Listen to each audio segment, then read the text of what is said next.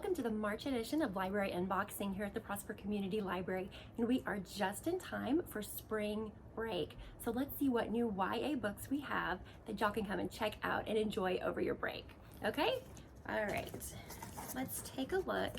First up, we have This Is How We Fly by Anna Mariano, and it says, Quidditch isn't just for wizards. Have you ever wanted to play Quidditch? I know I personally have wanted to try it. Sounds like it'd be really, really fun. Let's see what this says. All right, Brooms Up. 17-year-old vegan feminist Ellen Lopez Rourke has just one muggy Houston summer left before college. She plans to spend every last minute with her two best friends, Xiao and Melissa, before they leave for opposite ends of Texas.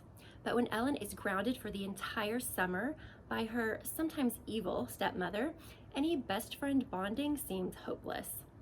Determined to find a loophole, Ellen, with the help of Melissa, convinces her parents to let her join the local Muggle Quidditch team. An all-gender, full-contact game, Quidditch isn't quite what Ellen expects. There's no flying, no magic, just a bunch of scrappy players holding PVC pipe between their legs.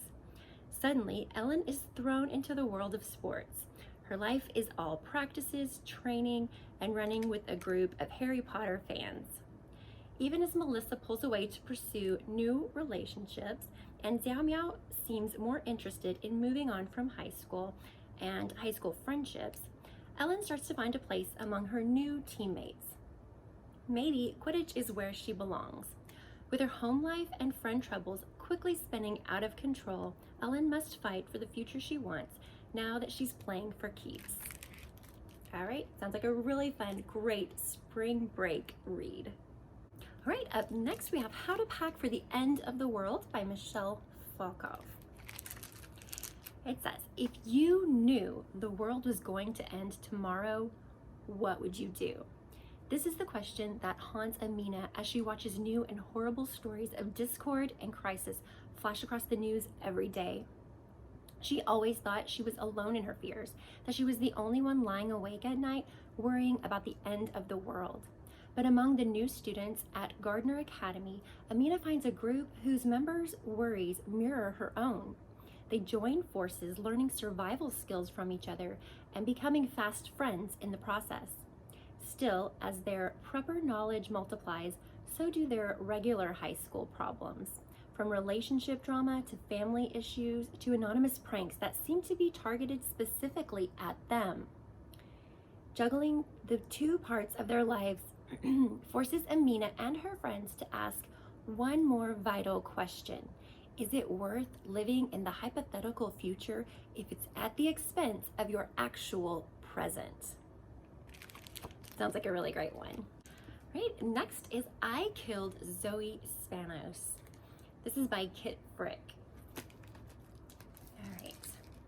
What happened to Zoe won't stay buried. When Anna Cosini arrives at the small Hamptons village of Heron Mills for a summer nanny gig, she has high hopes for a fresh start.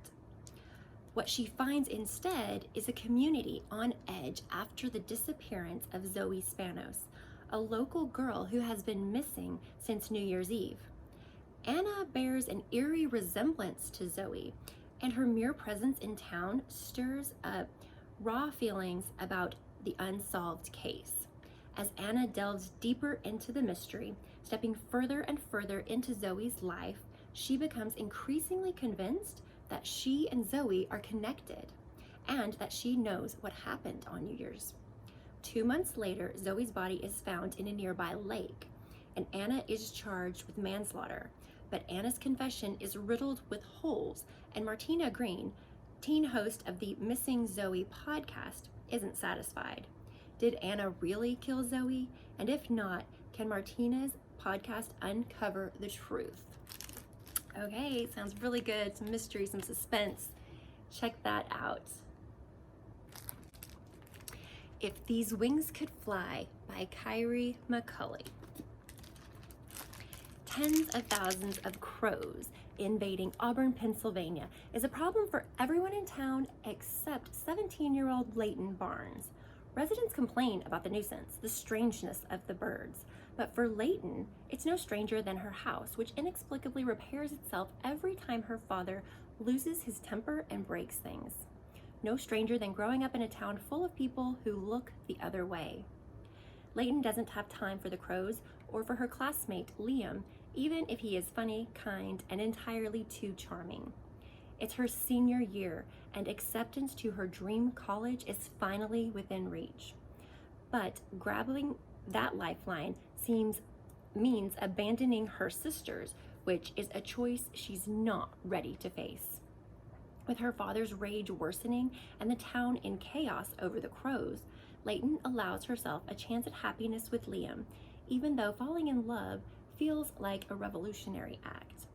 Balancing high school, dating, and survival under the shadow of 60,000 feathered wings starts to feel almost comfortable, but Layton knows that this fragile equilibrium can only last so long before it shatters.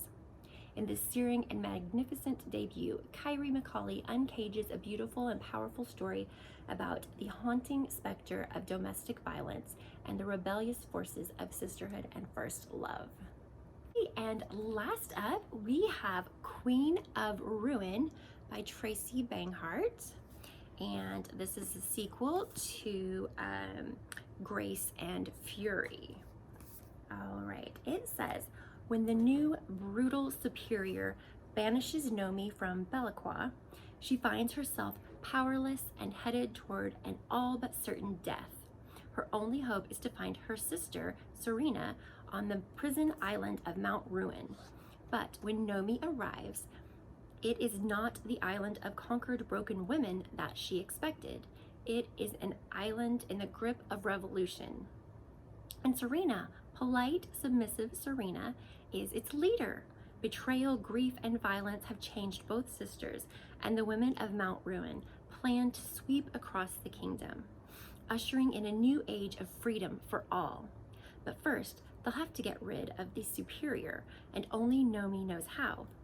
Separated once again, this time by choice, Nomi and Serena must forge their own paths to tear down the world they know and to build something better in its place.